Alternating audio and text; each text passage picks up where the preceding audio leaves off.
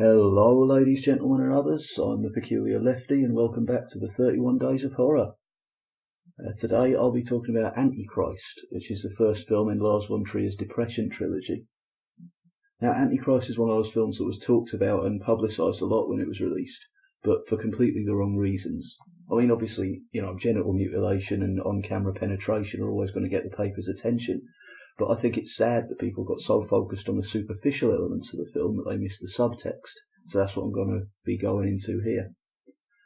First, let's get the basic storyline out of the way. Willem Dafoe plays a psychotherapist whose wife becomes depressed after the death of their son. The son crawled out of a window while they left him unattended to have sex, so she blames herself for his death. So far, so predictable. Dafoe's character, referred to only as he, decides to treat his wife himself. And from there, the film follows along pretty much the same lines as Melancholia and Nymphomaniac, the other two films in the trilogy. An intensely rational man comes up against an apparently irrational woman, and the woman turns out to be right.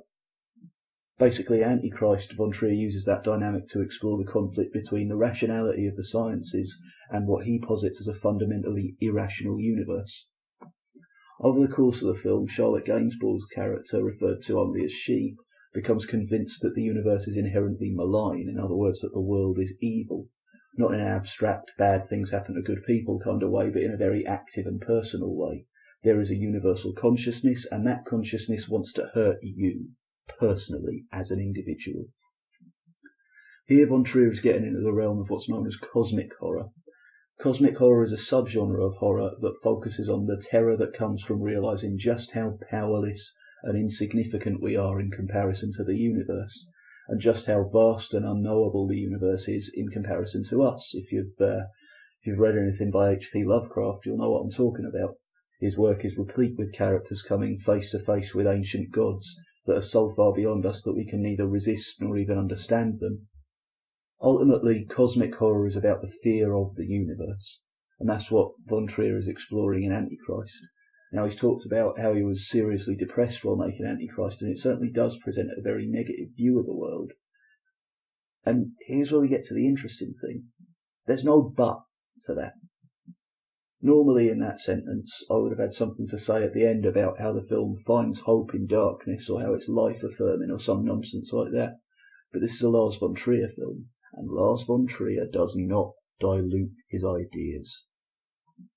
When he presents us with a horrifying vision of the world, he doesn't feel the need to pat us on the back at the end, ruffle our hair and say, "Don't worry, everything's fine," That's actually one of the things I like about Antichrist. It is unremittingly downbeat. I really disagree with this idea that art has to be uplifting or leave you with a positive message in order to be worthwhile. To be honest, I think that's a cowardly way of looking at art. It's the people who are so insecure in their happiness that they have to be constantly reassured.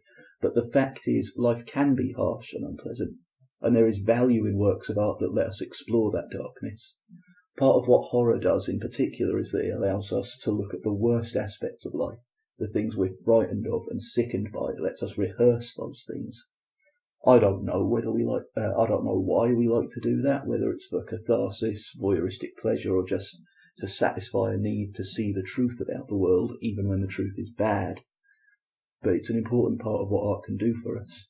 Antichrist is worth watching, if for no other reason, because it takes your worst fears about life, the universe, and everything, and says, yeah, all that's true, and worse. Another interesting thing about Antichrist is the complete lack of sort of horror conventions. I mean, it's sort of, the conventions are present in the way that these two characters have gone off to a cabin in the woods and then bad things happen. But once you ignore that sort of scenario, once you move past that, you'll find there aren't really any sort of jump scares. There is one, I guess, but it's not a conventional jump scare. I don't want to spoil it for you. It's very much earned, and it really does play into this atmosphere of a malign world. The film got a lot of flack, in my opinion, because it doesn't follow these conventions. There's no like conventional monster stalking the couple. There's no real payoff in the sense of a character like defeating the monster and escaping. The film sort of follows along in a very fatalistic way, but I don't necessarily think that that's a reason to dislike it, you know? I think that films that are different enough to shock and appall people in the way that Antichrist does, and that also, you know, contain some artistic value and weren't created purely to shock, are some of the most important films there are, because they keep pushing the envelope. They keep sort of pushing at how far we can take things, at how much you can change the formula that cinema has pretty much stuck to for the last 100 years and still have a compelling film, which is a topic that at some point I'll probably go back to and do a full video on. But for now, I think I'll leave it here. Thanks for listening. Don't forget to leave feedback in the comments, like, share, subscribe, all that jazz, and I will see you tomorrow.